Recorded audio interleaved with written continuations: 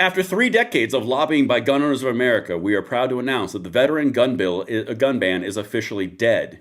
All you 2A people out there are very familiar with something that I've been working on for a very long time. And this, if you guys are not in the 2A space, you're not in the gun world, you're not a gun advocate, and that's not like your main shtick. If you're one of those 120,000 people who is not necessarily in one individual subtopic, but you're kind of like on team conservative, team MAGA, let me explain this to you really quickly at a high level and why this is so important. What the government has been doing to our veterans, and that's a sacred cow for me.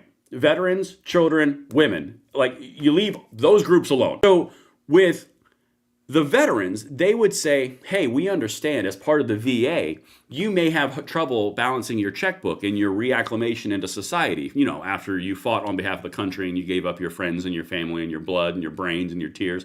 You did all of that. But sure, since we're helping you with your checkbook and balancing your checkbook, we're going to take away your rights.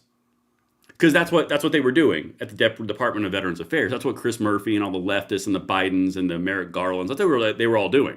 So what they were doing was basically saying, because you can't manage a checkbook, we're going to give you a fiduciary, which is someone to help you with your checkbook. And then we're also going to put you on a no-gun buy list, which means you can't have your constitutional rights of which you fought and died for, and your friends fought and died for, and you gave up your body, mind, sweat, blood, and tears. You can't have those rights because we don't like guns, and since you can't manage your checkbook, you don't get those rights. Well, that is beyond disgusting to me.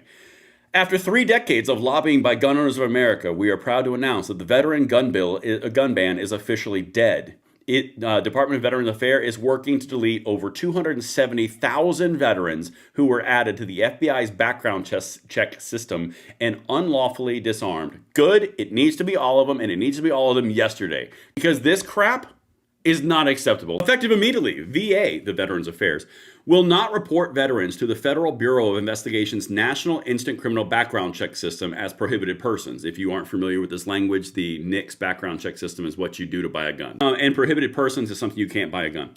Only because they need help from a fiduciary in managing their veteran affair benefits.